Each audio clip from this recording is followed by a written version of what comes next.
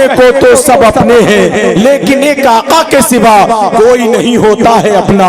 दुनिया देखी भाली है, सोचो अपना क्या होगा जब आला हजरत कहते हैं हम मुफलिस क्या मोल चुकाएं, अपना हाथ ही खाली है। और सुन्नी होके रजा से चिढ़ना, दाल में कुछ तो काला है। सुन्नी होके रजा से चिढ़ना, दाल में कुछ तो काला है। जब तहकीक करी तो देखा दाल ही पूरी काली है। और ना दाढ़ी ना रोजे नमाजें, औरत से भी पर्दा नहीं। ना दाढ़ी ना रोजे नमाजें, औरत से भी पर्दा नहीं। पीर नहीं ऐसों को कहिए गुंडा है या मवाली। अल्लाह अल्लाह अल्लाह।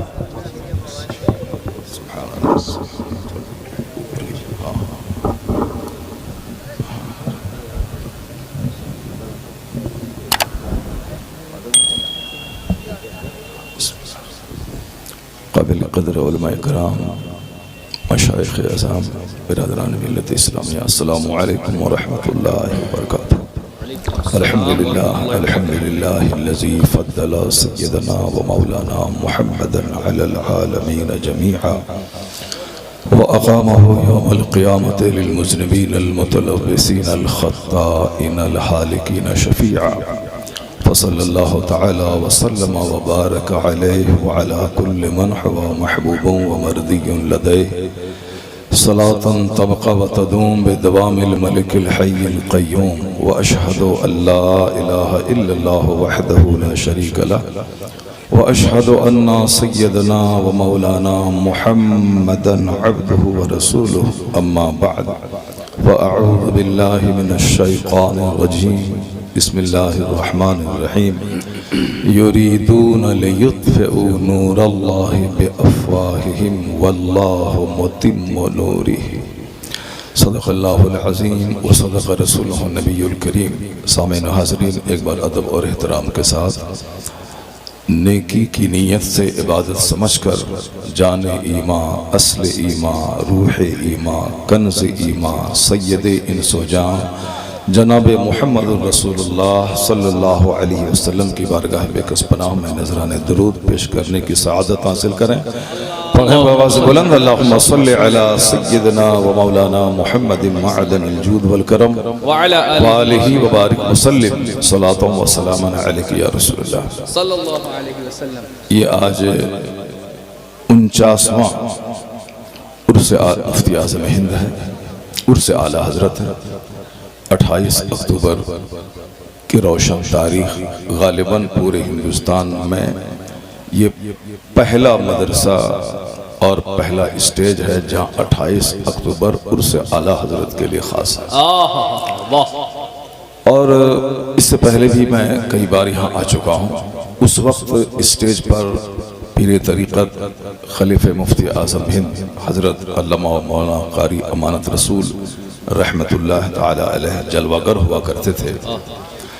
तो जाने के बाद महफिल सुनी हो जाती है, घर में सन्नाटे का आलम रहता है। लेकिन कुछ लोग हैं जिनके जाने और न जाने दोनों बराबर ही रहता है। कारी साहब चले गए, लेकिन आज भी महसूस हो रहा है कि स्टेज पर वो मौजूद है। क्या बात है। ना डेकोरेशन में कोई फर्क आया, न सजावट में कोई फर्क आया, क्या बात है। न इंतजाम व इंसराम में कोई फर्क आया, न उलमाए कराम की आमद में कोई फर्क क्या आया। बात है। वाह।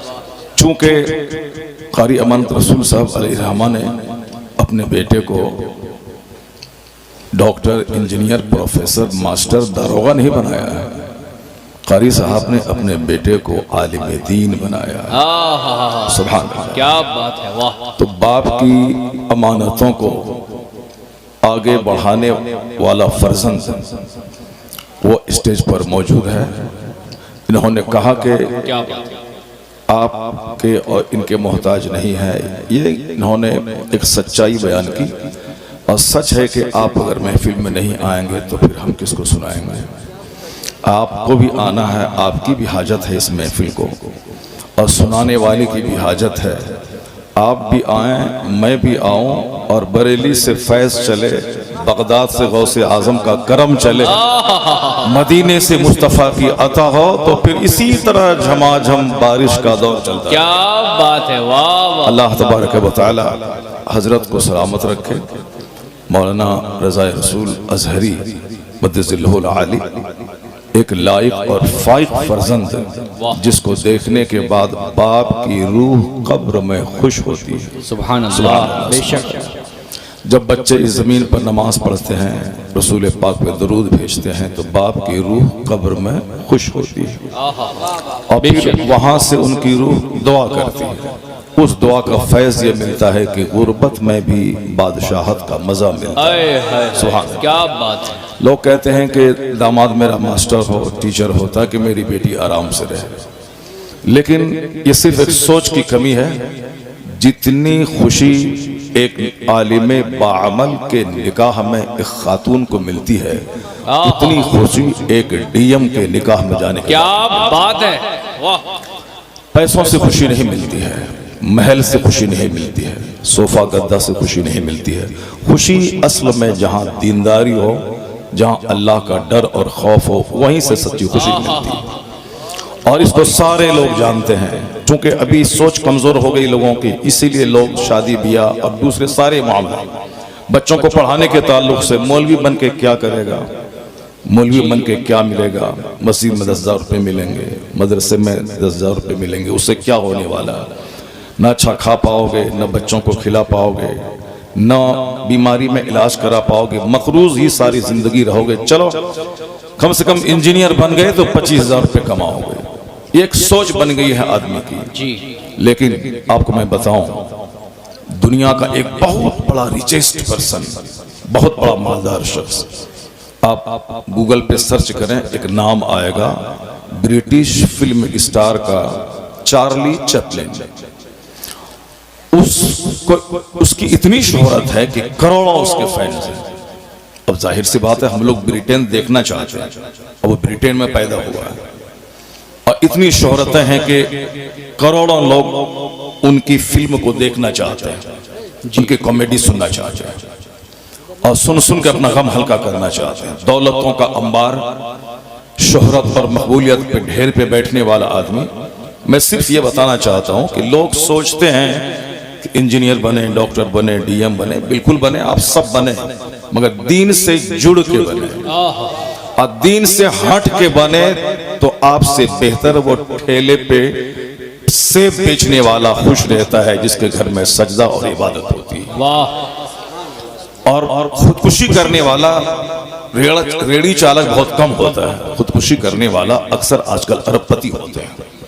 इसलिए मैंने एक मिसाल दी आपको, क्योंकि हम लोग दुनिया की बातें करते रहते हैं, अखबारात पढ़ते हैं, व्हाट्सएप और यूट्यूब में दुनियादारों को देखते रहते हैं। इसलिए मैंने एक दुनियादार का नाम लिया है कि दुनियादार का अंजाम क्या होता है। चार्ली चैपलिन का एक बहुत मशहूर मकूला है, I like to walk in the rain, nobody can see my tears.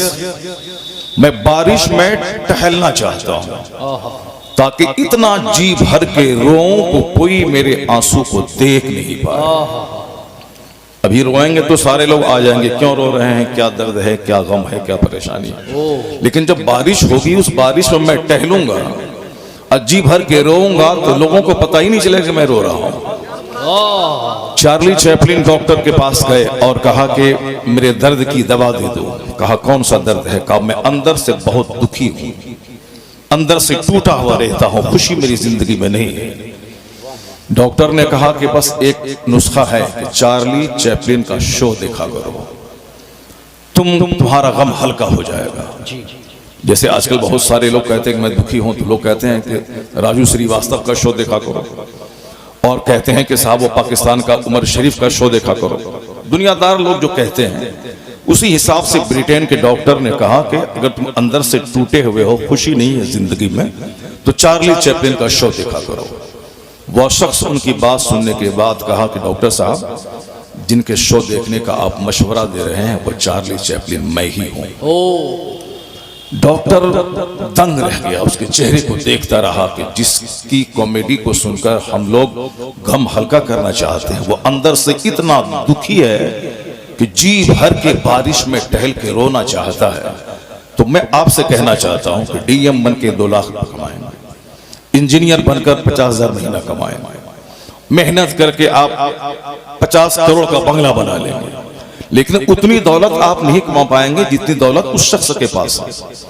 मगर वो अंदर से दुखी है, दौलत है, लाखों रुपए का गद्दा है, करोड़ों का महल है, 20-20 करोड़ रुपए की कार मौजूद है, मगर अंदर से दुखी है कि जिंदगी में खुशी नहीं है। तो वेयर इज हैप्पीनेस? खुशी है कहां? खुशी है कहां? हिंदुस्तान की एक जबरदस्त सिंगर, उनसे भी एक एंकर ने इंटरव्यू लिया था, कहा था कि how do you feel in this situation? इस हालत में आप कैसा महसूस कर रही हैं कि शोहरत, मकबूलियत, प्रधानमंत्री अपने सामने बिठा के आपसे देशभक्ति के गीत सुनना चाहते हैं, सारा हिंदुस्तान आपको सुनना चाहता है। बंबई में पौश इलाके में आपका करोड़ों का घर, करोड़ों की कार, दुनिया भर की जर्नी, करोड़ों रुपए के जवाहरात आपके घर में, कभी सुबह अमेरिका, शाम ऑस्ट्रेलिया, शोहरत, मकबूलियत सब कुछ है। How do you feel? कैसा महसूस कर रही हैं? उनका जवाब था कि जो मैं तलाश करती थी मुझको नहीं मिला, जो मैं चाहती थी मुझको नहीं मिला। शोहरत, मकबूलियत, इज्जत, दौलत, यही तो लोग चाहते हैं। इसलिए तो लोग नमाज छोड़ते हैं ताकि मैं कारोबार करूं। इसलिए तो लोग अपने बच्चों को मदरसे में नहीं पढ़ाते हैं ताकि मेरा बच्चा कॉलेज स्कूल में पढ़ के प्रोफेसर, साइंटिस्ट बने, नमाज पढ़े ना पढ़े। डीएम बनने के बावजूद सुबहान रब्बियल आला सारी जिंदगी में कभी कायदे से नहीं कर पाया, सूरे फातिहा शरीफ की तिलावत नहीं कर पाया। और वो साहब डीएम है और पीओ है, प्रोबेशनरी ऑफिसर है, उसी के बनाने के लिए हर बाप पागल है। जन्नत मिले ना मिले, दुनिया का महल मिल जाए, कब्र में 99 अज़दहा, सांप काटे सब चलेगा, मगर यहाँ सोफा, गद्दा और अच्छी खूबसूरत बीवी मिल जाए।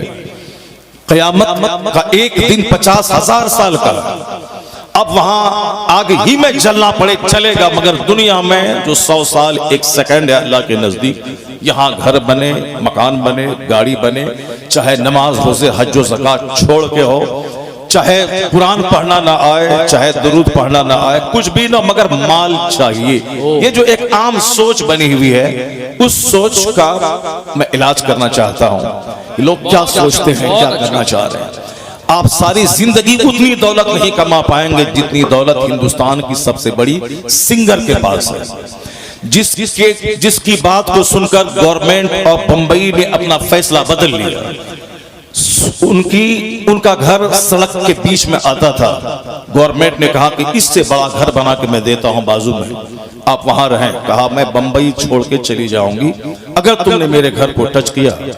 तो बंबई कॉर्पोरेशन के लोगों ने कहा कि नहीं नहीं, मैं सड़क टेढ़ी कर लेता हूं, तुम्हारा घर अपनी जगह रहेगा, तुम हिंदुस्तान में रहो, तुम नाइटिंगेल ऑफ इंडिया हो, बुलबुले हिंद हो, तुम हिंदुस्तान के बुलबुल हो। वो बुलबुल क्या कहती हैं? I like to leave this world, मैं इस दुनिया को छोड़ना चाहता हूं। एंकर ने पूछा कि शोहरत, मकबूलियत, खरबों की दौलत कैसा लग रहा है? वो बोली जो मैं तलाश करती थी मुझको नहीं मिला, इसलिए अब मैं मरना चाहती हूं। एक होता है LIVE, लिव, लिव मने रहना, मैं इस दुनिया में रहना चाहता हूं, जीना चाहता हूं। और एक है LEAVE, लीव मने छोड़ना, मैं मरना चाहती हूं, छोड़ना चाहती हूं। लता मंगेशकर जी ने कहा कि जो ढूंढती थी वो नहीं मिला, इसलिए अब मैं दुनिया छोड़ना चाहती हूं, मरना चाहती हूं। अल्लाहु समद। हमारा बच्चा जिसकी नकल करके जोकर की तरह बाल रखता है, जिनकी पैरवी करके हाथ में लोहा बांधता है, जिसकी नकल करके फटा हुआ पैंट पहनता है, जिसकी नकल करके 24 घंटे मुंह में गुटखा रखता है, जिसकी नकल करके हाथ में धागा बांधता है, जिसकी नकल करके चोरों की तरह फ्रेंच कट दाढ़ी रखता है, पूरा जोग्राफिया बताता है कि किसका गुलाम है, पूरा जोग्राफिया बताता है कि किसका गुलाम है। अगर आपने सर पे अमामा देखा, चेहरे पे हद शरअ के मुताबिक दाढ़ी आपने देखी, इस्लामी लिबास देखा, तो आपको बिला तामुल कहना पड़ेगा ये मुस्तफा का गुलाम है। ये हुजूर की नकल और पैरवी में ऐसा वेशभूषा, ऐसा जोग्राफिया बनाया हुआ है लेकिन उसी तरह आज के मैं अपने नौजवान बच्चों का जोग्राफिया देखता हूं तो बिल्कुल सीधे दिमाग में आता है फिल्म के एक्टर का गुलाम है या क्रिकेटर का गुलाम है। उसी तरह दाढ़ी, उसी तरह का लिबास, उसी तरह हाथ में धागा, उसी तरह अंगूठी, उसी तरह का फटा पैंट, उसी तरह का पैर में धागा, यानी टोटल जोग्राफिया लिबास से लेके हेयर स्टाइल तक सब उनकी गुलामी में है। जबकि हुजूर ने कहा था कि मन तशब्बह बिकौमिन फहुव मिनहुम, जो जिस कौम से मुशाबहत रखेगा उसका हश्र उसी के साथ होगा। तो जो लोग जिसकी नकल कर रहे हैं फिल्म के एक्टर की, वो तैयार रहें कि वो एक्टर जहां जहन्नम में जलने के लिए जाएगा आपका हश्र भी उसी के साथ होगा। और जो लोग आला हजरत मुफ्ती आजम हिंद ताजुल शरिया गौसे आजम हसनैन करीमैन सरकार दो जहां अलैहिस्सलाम की पैरवी करते हैं वो खुश रहें कि अल मरओ मअ मन अहब, a man will be with those whom he loves, आदमी का हश्र उसी के साथ होगा जिससे वह मोहब्बत करता है। तो फिल्म का एक्टर की नकल करने वाला उनके साथ जहन्नम में जाने के लिए रेडी रहे और मुस्तफा के नेक गुलामों की नकल करने वाला मुतमईन रहे कि उनका हश्र उन्हीं नेक लोगों के साथ हो। क्या बात। मन तशब्बह बिकौमिन फहुव मिनहुम, जो जिस कौम से मुशाबहत रखता है उसका हश्र उसी के साथ होता है। हुजूर ने कहा था कि यहूद व नसारा की पैरवी मत करना, मगर हम यहूद व नसारा की पैरवी कर रहे हैं। हुजूर ने कहा था कि नेक लोगों की पैरवी कर। कुरान ने कई बार कहा, कई जगह कहा वरकऊ मअर्राकीन कूनू मअस्सादिकीन इन्नल्लाहा युहिब्बुल मुत्तकीन इन्न रहमतल्लाहि करीबुम मिनल मुहसिनीन। मुहसिनीन, मुत्तकीन, शुहदा, सिद्दीकीन, सालेहीन, इनके साथ रहो, उनका चर्चा करो, अल्लाह उनसे दोस्ती करता है। ये सब कुछ जानने के बावजूद अगर हमारे नौजवान बच्चे फिल्म के एक्टर और एक्ट्रेस का, मेरी बच्चियां अगर नकल कर रही हैं, ये बहुत बड़ी विडंबना, बहुत बड़ी ट्रेजेडी है कि दुनिया में भी खुदा के अजाब को दावत दे रहे हैं और मरने के बाद जहन्नम की आग के लिए वह तैयार हो रहे हैं। तो अब उसी फिल्म की हस्ती की सेलिब्रिटीज की बात मैंने छेड़ा इसीलिए, वरना उनको छेड़ने का इरादा मेरा नहीं था। जब उनके पास खरबों की दौलत है उसके बाद खुशी नहीं है और कहती है कि जो मैं ढूंढती थी मुझको नहीं मिला, तो वह खुशी ये फटा पैंट पहनने में आपको कहां से मिल जाएगी, ये जोकर की तरह बाल रखने में कहां से मिल जाएगी, ये नमाजें छोड़कर गुंडागिर्दी करने, सड़कों पे धींगा मस्ती करने, 24 घंटे मोबाइल चलाने में कहां मिल जाएगी, और हराम माल कमाकर 2-4-10 लाख की बिल्डिंग बनाने में कहां खुशी मिल जाएगी। जहां 100 करोड़ की बिल्डिंग में खुशी नहीं है, वहां वो हिंदुस्तान की इतनी बड़ी सेलिब्रिटी वह दुनिया छोड़ के मरना चाहती है कि जिंदगी में सुकून नहीं है। चार्ली चैपलिन वह रोना चाहता है कि सुकून नहीं है, तो सुकून है कहां? इसका जवाब सिर्फ कुरान देता है। अला बिज़िक्रिल्लाह तत्मइन्नुल कुलूब, जान लेके दिलों को आराम सिर्फ अल्लाह के जिक्र में मिलता है। इसलिए वो गरीब की झोपड़ी, किराए का घर, जहां सजदा है, तिलावत है, इबादत है, जिक्र है, दुरूद है, उस झोपड़ी में अल्लाह बादशाहों से बढ़कर सुकून और चैन। क्या बात है, सुभान अल्लाह, सुभान अल्लाह। वाह, सुकून जिक्र इलाही में है, चैन अल्लाह की याद में है। सोफा पे बैठने में सुकून नहीं है, जमीन पर बैठकर मुसलमानों के साथ बैठने में सुकून है। आज हमारे बच्चे दीन नहीं समझने की वजह से थोड़ा सा माल कमाया बस मगरूर हो गए, अब वो मौलाना, मौलवी, पीर सबकी मुखालफत करने लगे। गरीब बना तो अल्लाह रसूल की शान में गुस्ताखी करने लगे। अल्लाह ने ही इंसाफ नहीं किया, अल्लाह ने ही अमीर और गरीब बनाया, हमको गरीब बनाया कि जो लोग मालदार हैं वो जाएं अजमेर बगदाद, वो जाएं नमाज पढ़ने, रोजा रखने, मैं क्यों जाऊं? गरीबी में अगर जहालत है, यही गरीबी आदमी को जहन्नम ले जाने के लिए काफी। अगर मालदारी में जहालत है, यही मालदारी बंदे को जहन्नम पहुंचाने के लिए काफी है। क्योंकि लोग मालदारी में कुफ्र के करीब पहुंच जाते हैं, मालदारी में फिरौनियत आती है, मालदारी में तकब्बुर पैदा होता है, मालदारी में घोंडों की सोहबत को इख्तियार करते हैं, नेकों की सोहबतों से दूर रहते हैं, और अगर गरीबी आई तो भी औल फौल बकने लगता है। लेकिन हुजूर ने क्या कहा है, जरा गौर से सुनिए।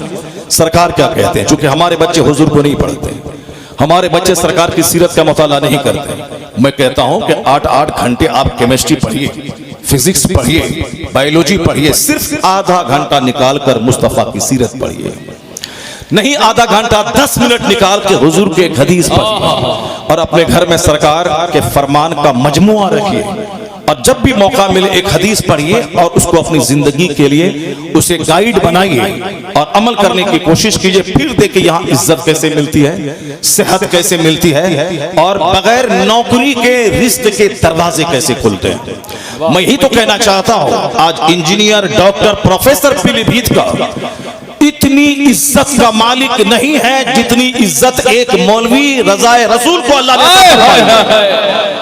ये इंजीनियर नहीं है, डॉक्टर नहीं है, मगर बड़े बड़े डॉक्टर इनका हाथ चूमते हैं सिर्फ इसलिए कि इंजीनियर को मालूम है उसको अपनी औकात, डॉक्टर को मालूम है अपनी औकात, कि जब तक वो दलाली ना करे, जब तक वो झूठ ना बोले, उस वक्त तक माल की फरावानी उसके पास आ नहीं सकती है। तो जहां झूठ है, जहां कमीशन खोरी है, जहां दलाली है, जहां 1-1 लाख नहीं 50 लाख देके रिश्वत देके जहां नौकरी हासिल करने की का शौक और ललक है, जिस नौकरी की इब्तदा ही हराम पे रखी जाए सारी जिंदगी उसका चेहरा काला रहेगा, इसलिए कि सुख देने वाला अल्लाह है और अल्लाह की नाफरमानी करके जरिए रिस्क तलाश करने वाला आला हजरत ने कहा कि वह नौकरी हराम में कतई है जिस नौकरी में नमाज पढ़ने की फुर्सत न मिलती हो।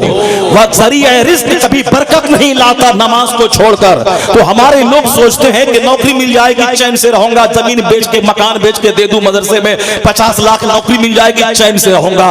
तुम आज 50 लाख दे के नौकरी लेगा, कभी आईना में चेहरा देखना कि एक मस्जिद का इमाम का चेहरा जितना हरा है उतना तेरा चेहरा कभी हरा नहीं होगा।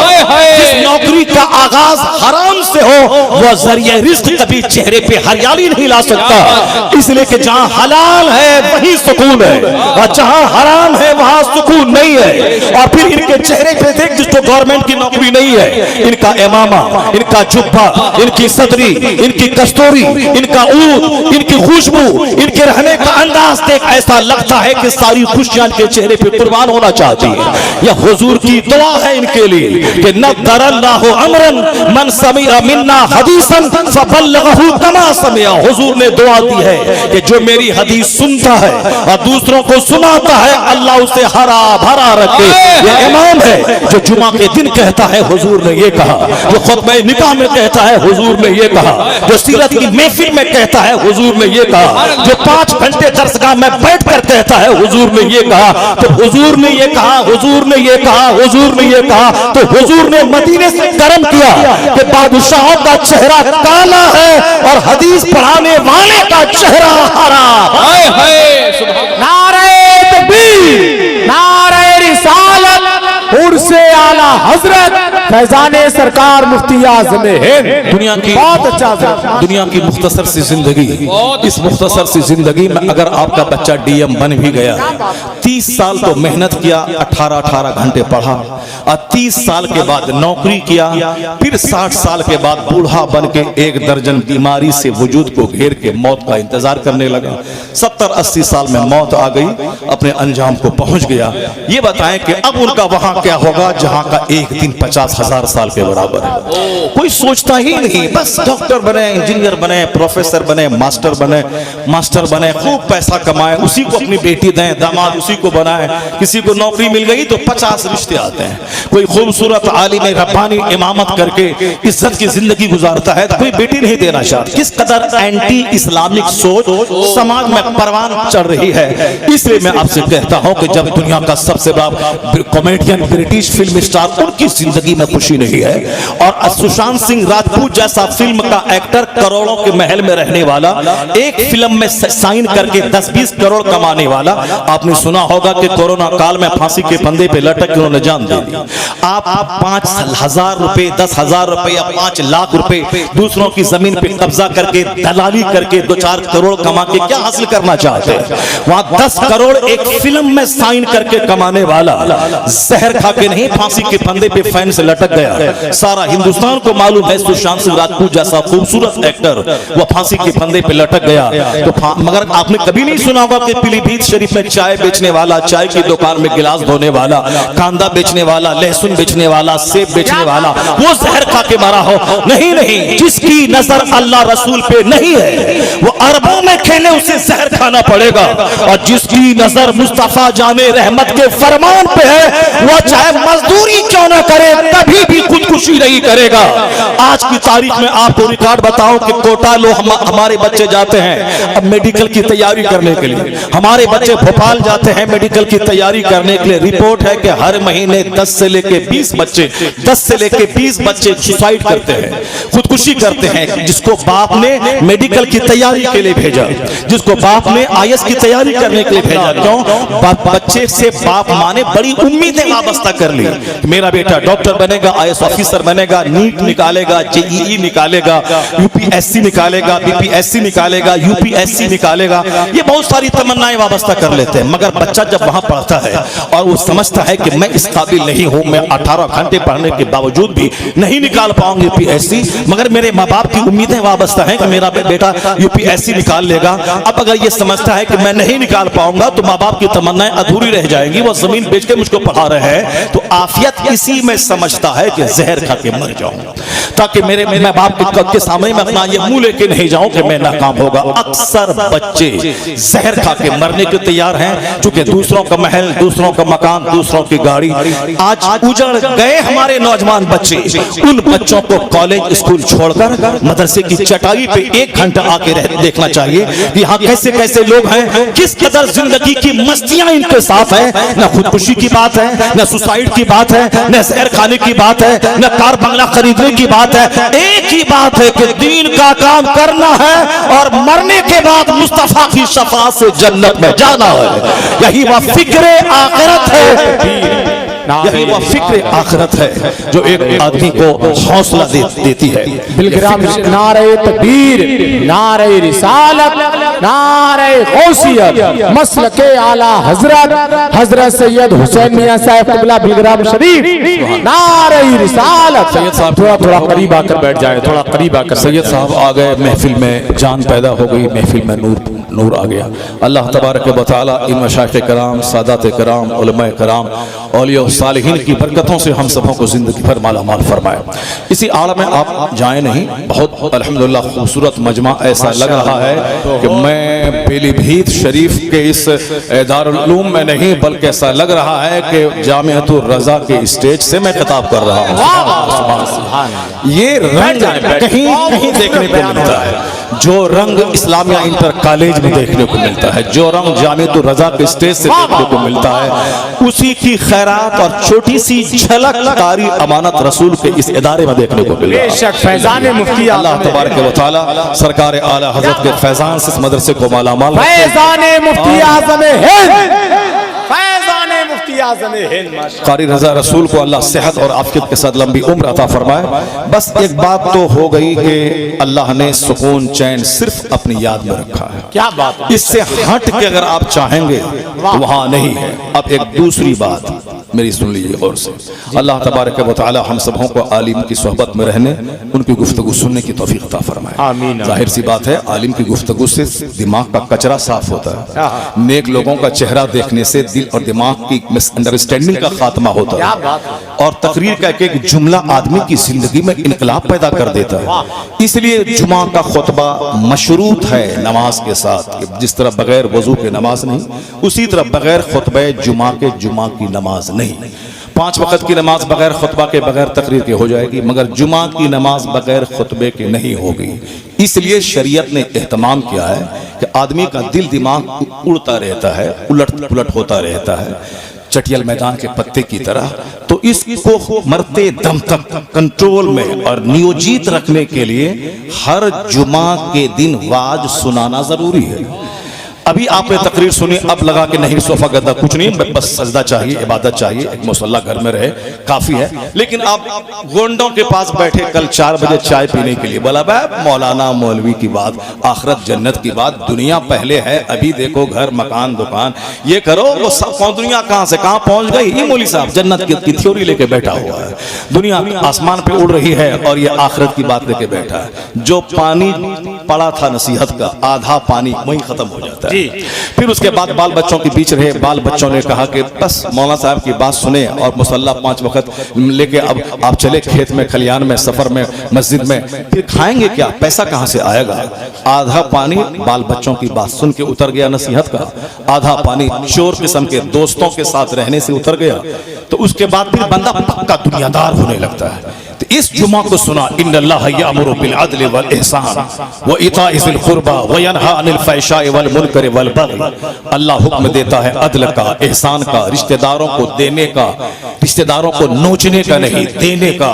अल्लाह तुम्हें रोकता है फहश कामों से, गंदी बातों से, सरकशी से, बगावत से।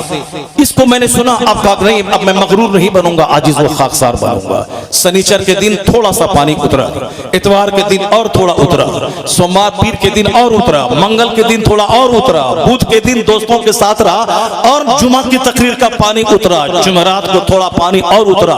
जुमा के दिन मुकम्मल उतरने वाला था, दिल मरने वाला था कि अगले जुमा को फिर खुतबे जुमा का पानी, नसीहत का पानी चढ़ा दिया गया ताकि दिल मरने से बच जाए। जब खेत में पानी नहीं पड़ता है तो खेत जल जाता है, फसल पैदा करने के लायक वह खेत नहीं रहता। उसी तरह अगर नसीहत का पानी नहीं पड़े तो दिल का खेत मर जाता है। बेशक तो शरीयत ने एहतमाम किया कि कंपलसरीली, लाजमी तौर पर हर जुमा के दिन 5 मिनट का सही मगर वाज होना चाहिए, तकरीर होनी चाहिए। वो खुतबे जुमा के कंडीशन मशरूत होने की एक हिकमत ये भी है कि ताकि लोगों का दिल जिंदा रहे। हफ्ते में नसीहत सुने न सुने, कम से कम जुमा के दिन जरूर सुने। और शरीयत का एहतमाम है कि जहां गैदरिंग हो, जहां मजमा हो, वहां वाज होना चाहिए, नसीहत होनी चाहिए, जिंदगी के संवारने वाली बात होनी चाहिए। जैसे जुमा के दिन खुतबा शर्त है, ईदैन का खुतबा वाजिब है, कंपलसरी है। अगरचे बगैर खुतबे के ईदैन की नमाज हो जाएगी मगर बेबरकत होगी, एक वाजिब का तर्क होगा। अब वाजिब है ईदैन का खुतबा, जुमा का खुतबा नमाज से पहले है इसलिए शॉर्ट खुतबा, नमाज लंबी, और ईदैन का खुतबा नमाज के बाद है इसलिए नमाज शॉर्ट हो मगर खुतबा लंबा हो, ताकि एक दिन ईदैन में एक खुतबा सुने, साल के 360 दिन दिल को जिंदा रखने के लिए वो खुतबा काफी हो जाए। अब ये चूंकि ईदैन में बड़ी गैदरिंग होती है, बड़ा इज्तिमा होता है, और निकाह की महफिल में भी खुतबा है। या अय्युहल्लज़ीना आमनुत्तकू, ईमान वालो अल्लाह से डरो। 3 आयतें पढ़ी जाती हैं खुतबे निकाह में। या अय्युहन्नासुत्तकू रब्बकुमुल्लज़ी खलक़कुम मिन नफ्सिन वाहिदा। दूसरी आयत है या अय्युहल्लज़ीना आमनुत्तकुल्लाह हक़्क़ तुक़ातिही वला तमूतुन्ना इल्ला व अंतुम मुस्लिमून। तीसरी आयत है या अय्युहल्लज़ीना आमनुत्तकुल्लाह वक़ूलू क़ौलन सदीदा। यानी तीनों आयतों में अल्लाह से डरो, अल्लाह से डरो, अल्लाह से डरो। शादी खुशी का मौका है लेकिन तीनों आयात खौफ की तिलावत हुजूर ने की। ये खुतबा चूंकि सुन्नत है और सरकार ने ये खुतबा पढ़ा और 1400 साल से ये खुतबा पढ़ा जाता है, इसलिए कि शादी ब्याह में अक्सर लोगों के भटकने का चांस रहता है जी। खुशी का मौका है, खुशी का मौका है, इसलिए मुस्तफा ने 3 आयतों की तिलावत करके बताया मौका चाहे खुशी का हो मगर भटकने मत पाना, मुसलमान बन के रहना। चाहे बेटा का जनाजा निकले तो भी नमाज ना छूटे, और चाहे बेटी की बारात आए तो भी नमाज ना छूटे। सुन्नत और शरीयत की रस्सी को मजबूती से थामे रखना। अगर ऐसा हो गया तो किसी काफिर की मजाल नहीं कि मुझे दुनिया में जलील कर पाए। दुनिया की सल्तनत भी मेरी है, मरने के बाद मुस्तफा की जन्नत भी मेरी। क्या बात है हज़रत, मोहम्मद से वफा तूने तो हम तेरे हैं, ये जहां चीज है क्या लौहो कलम तेरे। अल्लाह रब्बुल इज्जत ने हमारे लिए किस कदर शानदार इंतजाम फरमाया। वो तो 5 घंटे की तकरीर हो जाएगी अगर मैं खोल खोल के बयान करूं कुरान शरीफ में कहां कहां कहा गया है कि तुम इस पे गौर करो, उस पे गौर करो, इस पे गौर करो, उसको सोचो। आज दिमाग ही नहीं है सोचने के लिए, चूंकि हुजूर ने फरमा दिया आखिर जमाने में लोगों की अक्लें छीन ली जाएंगी। तुनज़अ उक़ूलो अक्सर ज़ालिका ज़मान सयाती अलन्ना से ज़मानुन, अनकरीब लोगों पर एक ऐसा जमाना आएगा कि लोगों की अक्लें छीन ली जाएंगी, लोग दीवाना पागल हो जाएंगे। पागल होंगे तब ना शानदार डेकोरेशन, एक 100 रुपए का कार्ड और 10-10 करोड़ रुपए की शादी, 5 स्टार होटल की बुकिंग, मुस्तफा सबसे बड़े, उनकी बेटी फातिमा सबसे बड़ी, मौला अली शेरे खुदा सबसे बड़े। तो जन्नती अधेड़ मर्दों के सरदार हैं अली, जन्नती औरतों की मलका है फातिमा, और कायनात के मालिक को मुख्तार हैं फातिमा ज़हरा के वालिद गिरामी, और फातिमा और अली की औलाद जन्नती नौजवान के सरदार है। सारी सरदारियां जिसके घर में हों, उस फातिमा ज़हरा की शादी 10 लोगों के बीच में पुराने कपड़े में मस्जिद नबी में हो रही है। सुभान अल्लाह। और हमारी बेटी जो फातिमा ज़हरा की धूल का करोड़वां हिस्सा भी नहीं है, उसके लिए 5 स्टार होटल की बुकिंग हो रही है। अब अगर कोई बोले कि अल्लाह कहाँ है, रसूलुल्लाह कहाँ है, गौसे आजम कहाँ है, ये मत बोल अल्लाह कहाँ है, या झांक के देख के तू कहाँ खड़ा। तेरा लिबास गैर इस्लामी, तेरी शादी गैर इस्लामी, तेरा अकीका गैर इस्लामी, तेरा कत्ला गैर इस्लामी, तेरी बोली गैर इस्लामी, और तू कहता है ये यहूदी मेरी गर्दन पे मुसल्लत कैसे हो गया, ये ईसाई मेरी गर्दन पे मुसल्लत कैसे हो गया। मत बोल अल्लाह कहाँ है, या देख के तू कहाँ है।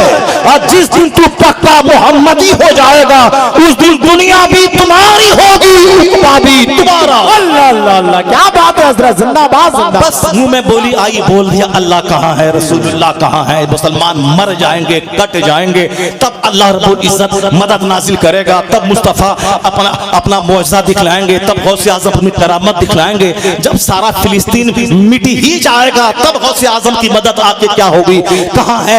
मत पूछ के गौसे आज़म की मदद कहाँ है। गौसे आज़म कहते हैं कि जिस तरह ये आसमान सारी दुनिया को घेरे हुआ है, उसी तरह मेरा हाथ मेरे सारे मुरीदों के सरों पे है। सुभान अल्लाह। गौसे आज़म कहते हैं मेरे उम्मीद का सत्र, मेरे मुरीद का सत्र अगर मशरिक में खुल जाए तो मैं मगरिब में रहूं तो मैं उसका सत्र ढांप देता हूं। मैं जिस तरह हथेली पर रखे हुए दाने को देखता हूं, उसी तरह मैं अपने कायनात में फैले हुए अपने मुरीदों को मैं देखता हूं। गौसे आज़म के शहर में कोई नंगा नाच करे, गौसे आज़म के मज़ार के सामने कोई बेटी की शादी में नाचे, और वहां का इमाम मसनूई दाढ़ी लगा के मस्जिद में नमाज पढ़े, लोग शराब पिए, उनके घर में 300-300 लौंडियां नाचे, और गौसे आज़म उनको बचाते रहे, सेफ्टी देते रहे, सिक्योरिटी देते रहे। और जब आफत आए तो फिर गौसे आज़म खुद बचा ले उस आफतों को। और फिर क्या कहा होगा, हम शराब पीते रहे, हम बदकारी करते रहे, हम घमंड और गुरूर में जीते रहे, हम एंटी इस्लामिक कल्चर में रहे, तो और अल्लाह ताला मस्जिद को बचा ले, मस्जिद अक्सा को बचा ले, मस्जिद को बचा ले, अल्लाह बचा ले जब मुसीबत आए। और बाकी हम जो कर रहे हैं करते रहे, ये हमारी बदअमली की सजा है कि अल्लाह चाहेगा तो 1 सेकंड में दुनिया के सारे काफिर मर जाएंगे, दुनिया के सारे नसरानी यहूदी जिल्लत की मौत मरेंगे, मगर मेरा क्या होगा। मैं जो शराब पीता हूँ, मैं जो ज़िना करता हूँ, मैं जो सूद खाता हूँ, मैं जो झूठ बोलता हूँ, मैं जो मुस्तफा के फरमान से बगावत करता हूँ, मेरा क्या होगा। ये मेरी बदअमली की सजा अल्लाह देता है कि खूब मिटो खूब पीटो। और जिस दिन तुम तौबा किया और बोला कि अब मैं मस्जिद आबाद करूंगा, मदरसा आबाद करूंगा, अब मैं जन्नत और आखिरत की फिक्र में जीऊंगा, अब मैं यहूद और नसारा का लिबास नहीं पहनूंगा, तू सच्ची तौबा पीलीभीत में कर और मस्जिद को आबाद कर। यहाँ का पॉजिटिव असर फिलिस्तीन की आग को बुझा देगा। वहां के शोधा को अल्लाह अल्लाह अल्लाह, क्या बात है हज़रत, नारे तकबीर। सिर्फ अखबार पढ़ना है, चूचू करके रह जाना है। कभी दिल में ख्याल ही पैदा होता कि मेरी बदअमली की वजह से मेरे भाई पे अज़ाब आया, कभी ख्याल ही पैदा होता कि मैं वहां जाके उनके साथ लड़ नहीं सकता, तो कम से कम मेरी दुआएं तो वहां पहुंच जाएं। ये दुआ चाय की दुकान वाली दुआ नहीं पहुंचेगी, दुआ वो पहुंचेगी जो तहज्जुद के वक्त में भीगी हुई आंखों के साथ दुआ होती है, वो दुआ पहुंचती है। ये चाय पान की दुकान पे चलती दुआएं नहीं कबूल होती हैं। दुआ की कबूलियत के लिए हुजूर कल्ब जरूरी है। अब जरा हम लोग क्या कर रहे हैं और क्या करना चाहिए वो सारे लोग जान ही रहे हैं। अब एक दूसरी बात मैं आपसे कहना चाहता हूं कि आज हर कोई एक दूसरे को कष्ट देना चाहता है, हर आदमी एक दूसरे को तकलीफ देना चाहता है। पहली बात तो आपने सुन लिया, दूसरी बात भी सुन लिया कि वाज का क्या असर होता है। वाज सुनना चाहिए, आलिमों की सोहबत में बैठना चाहिए ताकि दिल बिगड़ने से बच जाए। अब उसकी मिसाल मैं देता हूं कि एक जुमला कैसे आदमी की सोच बदल देता है। गज़वे हुनैन है, सरकार दो जहां ने जबरदस्त फतूहात हासिल की। गज़वे हुनैन में हजारों बकरियां, 40,000 बकरियां, घोड़े, ऊंट, चांदी सोने के सिक्के, वह सब माली गनीमत के तौर पर जंगे हुनैन में हम मुसलमानों को हासिल हुए, जबकि वह जंग पहले शिकस्त के करीब जा चुकी थी। हुजूर घोड़े से नीचे उतरे, दुश्मनों के बीच घुस गए और कहा, अना नबियो ला कज़िब, अना इब्नु अब्दुल मुत्तलिब, मैं अल्लाह का नबी हूं, झूठ नहीं है, मैं अब्दुल मुत्तलिब का बेटा हूं, झूठ नहीं है।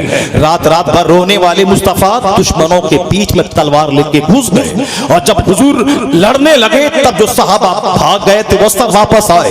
फिर जंग का नक्शा पलटा, काफिरों के पांव उखड़ गए, बेशुमार माली गनीमत हाथ आए।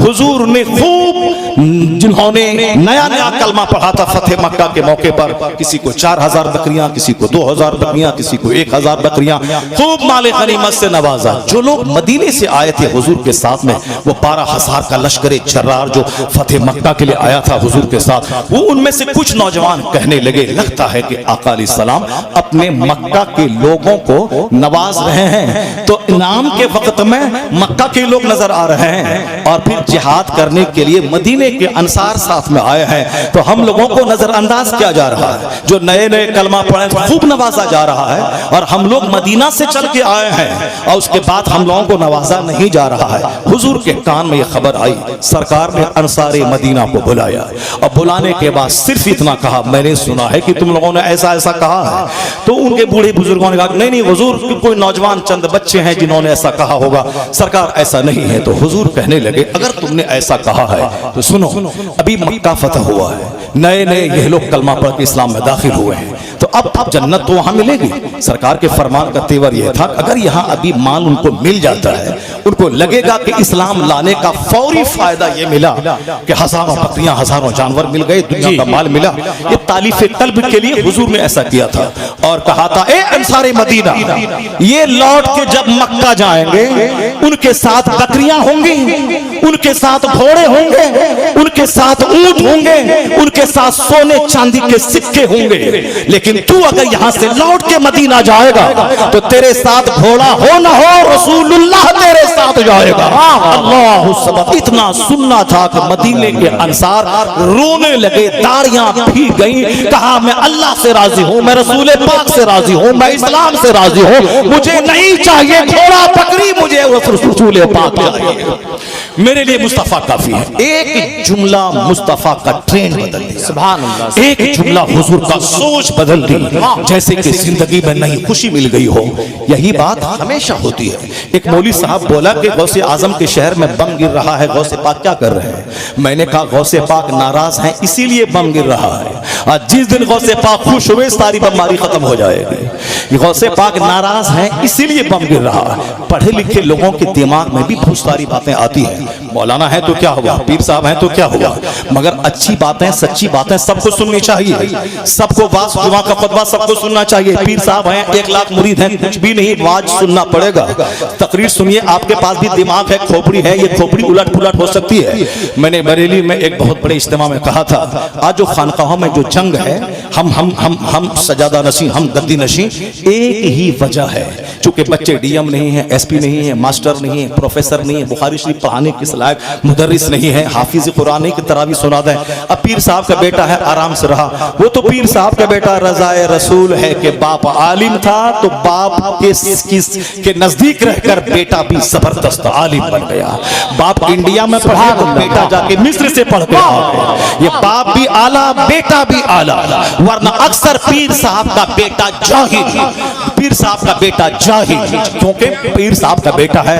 हम अरबपति आया हाथ चूम लिया। मौलाना साहब इमाम है मस्जिद के, बहुत बड़े काबिल आलिम हैं, हाफिज कारी मौलाना सब हैं। पीर साहब का बेटा है, हाथ चूम लिया। मोहब्बत है, अकीदत है, पीर साहब की वजह से बच्चे का एहतराम, शहर का एहतराम। तो इस एहतराम ने उन बच्चों के मजाज को खराब कर दिया। वो बच्चे बुज़दिल हो गए, वो बच्चे काहिल हो गए। जैसे अजमेर का मुजाविर, वो काली टोपी रामपुरी पहनना, दाढ़ी मोछ सफासट करना, जो कि फ्री में पैसा मिल रहा है, इसलिए वहां जिनाकारी ज्यादा है, सट्टाबाजी ज्यादा है। अब वो चला है आला हजरत के खिलाफ बोलने के लिए कि बरेली में 40 लाख लोग उर्स रजी में आ जाते हैं, सारे उलमा बरेली बरेली, रजा रजा। अब उन्होंने रजा के खिलाफ बोलना शुरू किया।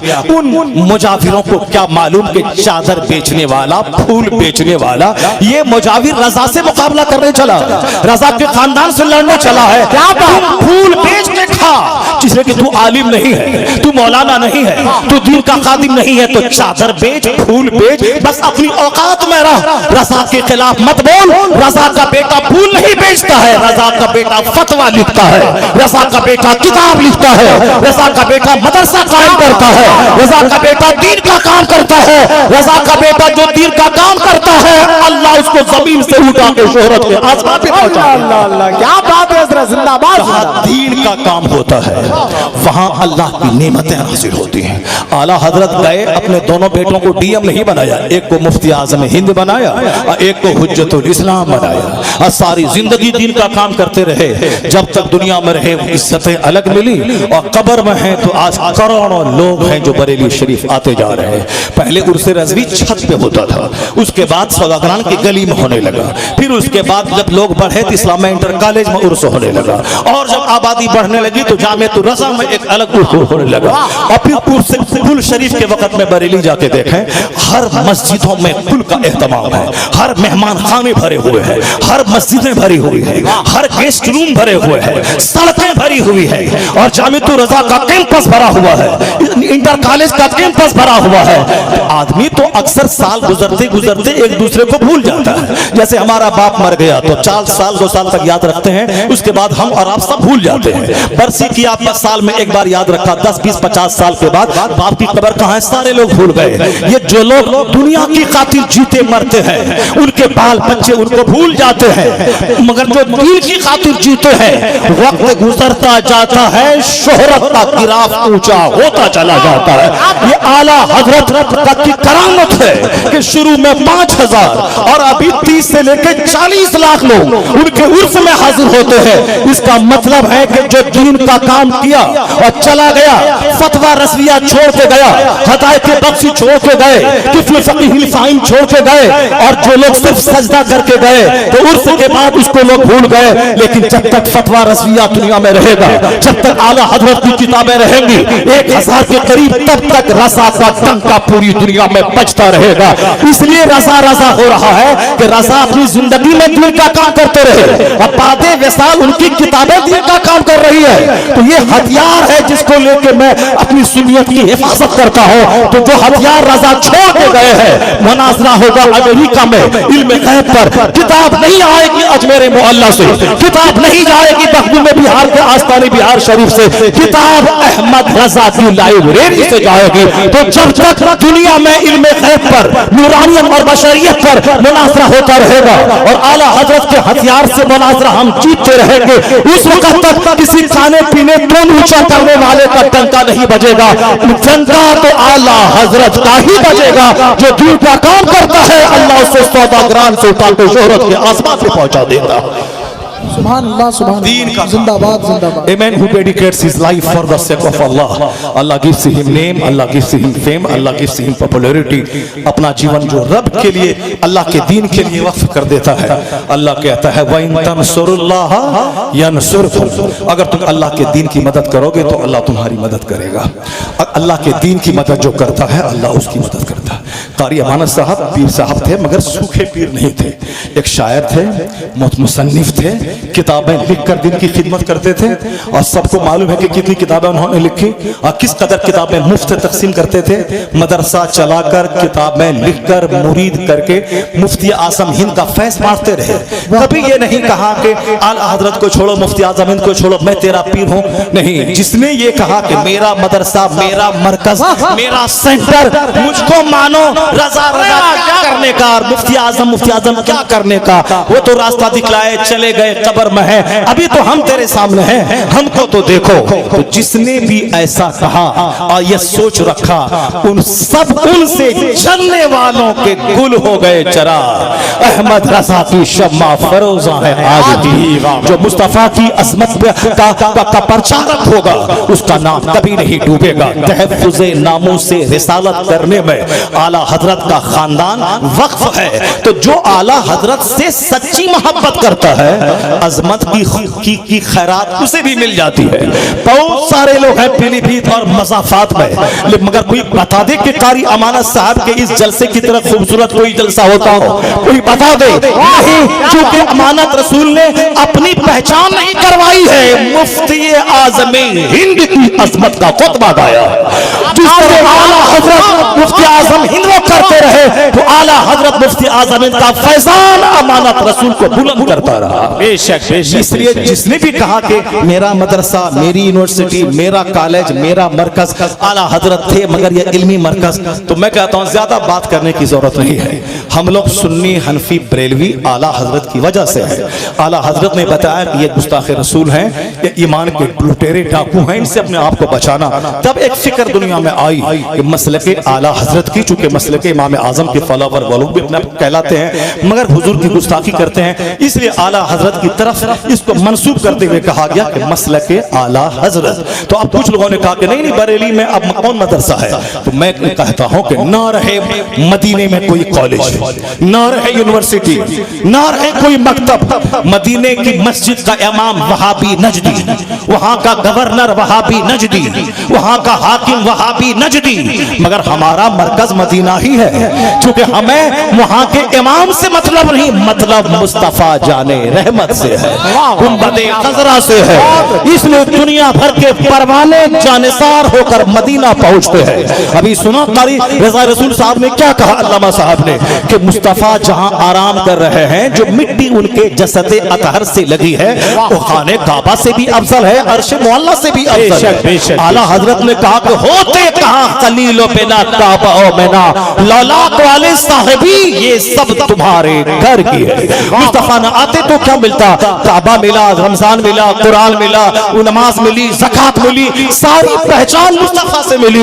इसलिए तो कहते हैं रजा जो न थे तो कुछ न था, जो न हो तो कुछ न हो, जान है वो जहान की जान है तो जहान है। तो जब तरफ मदीना मरकज है मुस्तफा की वजह से, हिंदुस्तान पाकिस्तान बर्रे सगीर के सुन्नियों का मरकज बरेली शरीफ आला हजरत की वजह से है।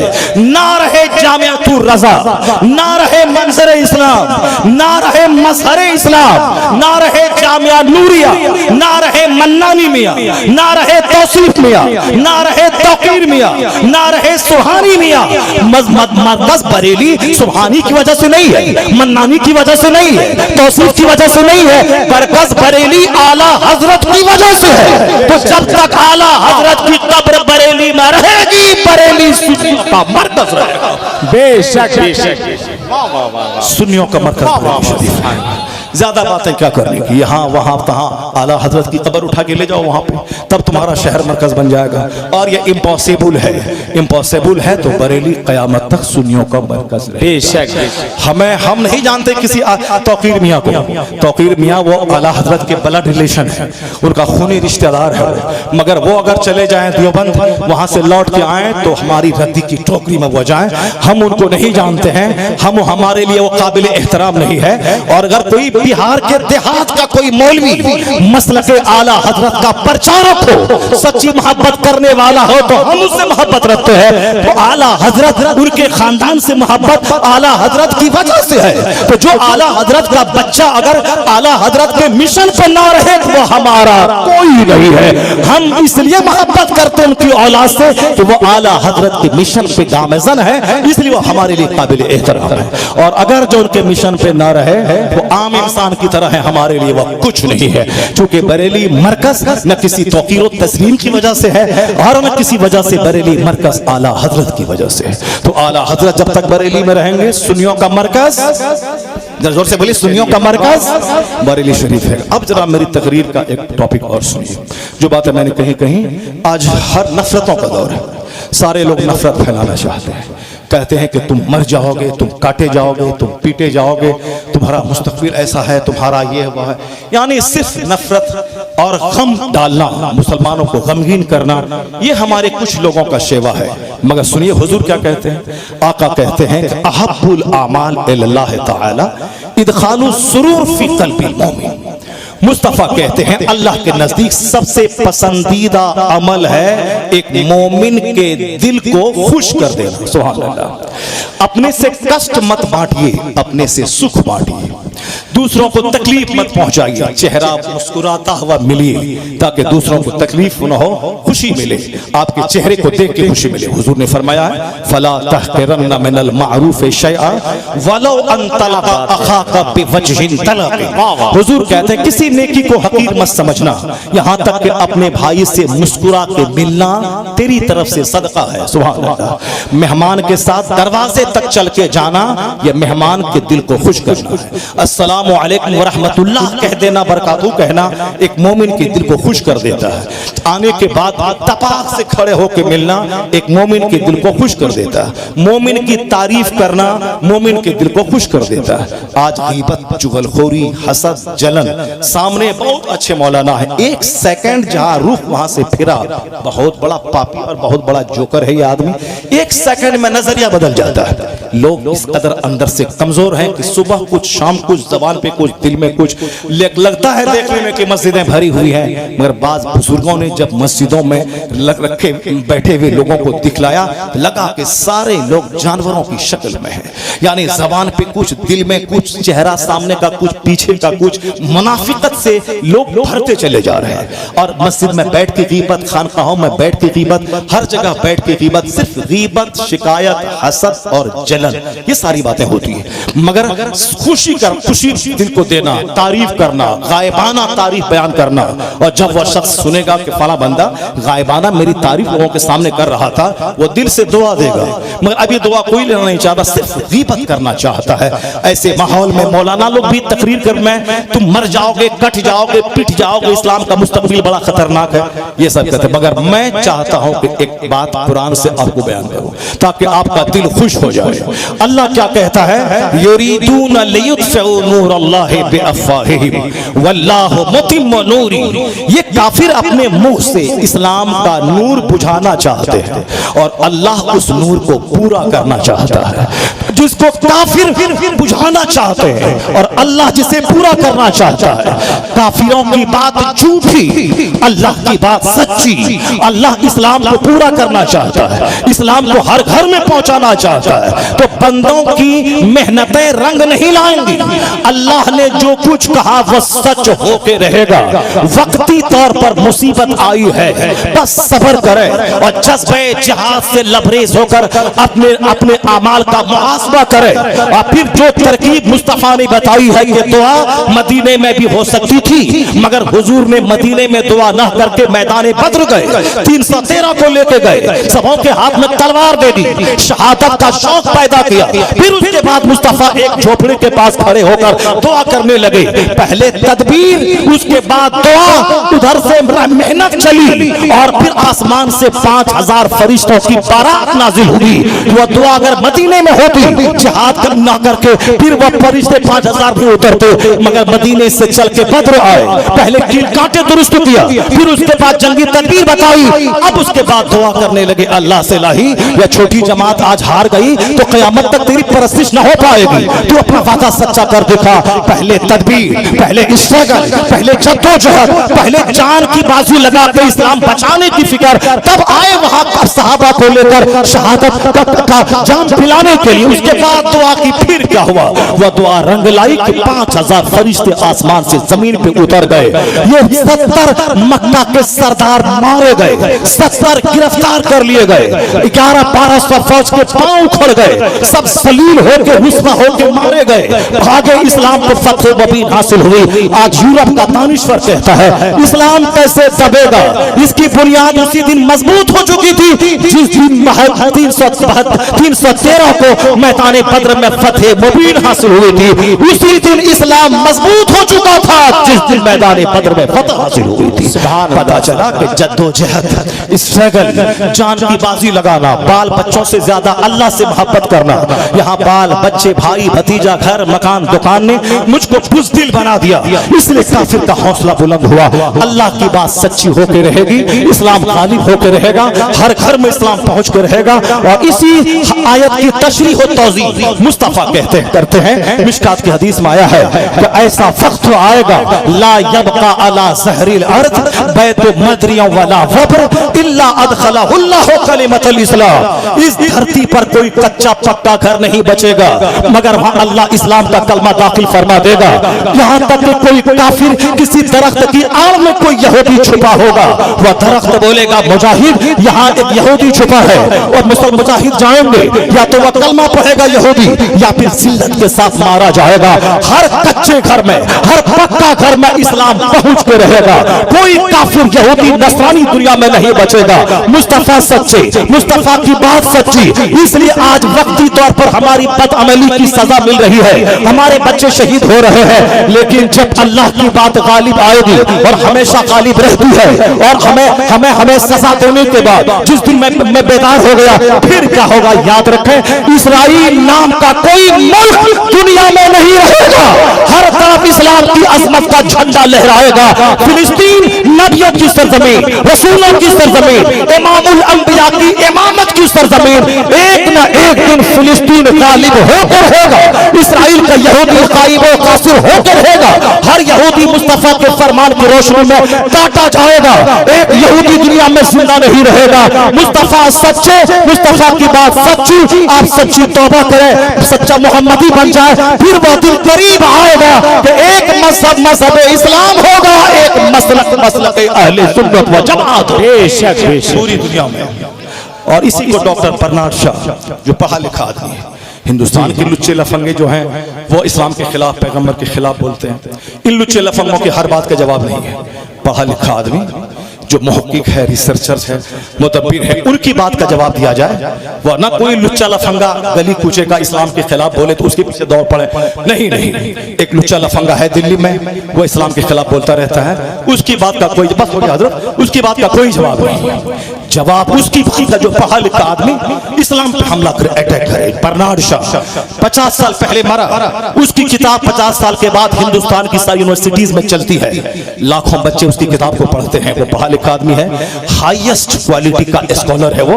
उसकी बात माने कि लुच्चे लबरे की बात माने। बर्नार्ड शाह कहता है if any religion has a chance of ruling over England ने Europe within the next 100 years it is Islam. Bernard Shaw कहते हैं कि अगर आने वाले 100 साल के अंदर पूरे यूरोप बर्रे आजम में कोई मजहब हुकूमती मजहब बनने वाला है तो वह मजहब इस्लाम बनने वाला। इसलिए वो आगे कहते हैं सारी दुनिया दर्द में मुब्तला है, हल समझ में नहीं आ रहा है दुनिया को, मगर वो कहते हैं कि इसका हल कहीं नहीं है। He must be called the savior of humanity.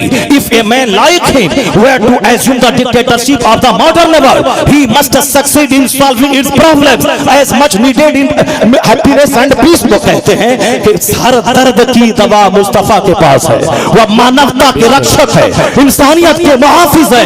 अगर दुनिया अपने मामलात में मुस्तफा को अपना रहनुमा मान ले तो हर समस्या का समाधान निकल आएगा, दुनिया जन्नत की शक्ल में तब्दील हो जाएगी। अपने घर का इलाज, अपने समाज का इलाज, अपनी खानकाह का इलाज, अपने मदरसे का इलाज, हर प्रॉब्लम्स का सॉल्यूशन हुजूर के पास है। जिस दिन दुनिया हुजूर के पास आ जाएगी उस दिन ये जहन्नम दुनिया जन्नत के टुकड़े में तब्दील हो जाएगी। अल्लाह तबारक व तआला हमको और आपको सबों को सरकार दो जहां की बात पर यकीन करने की तौफीक अता फरमाए। और वो दिन जिस दिन हर घर में इस्लाम पहुंचेगा, हर कच्चे पक्के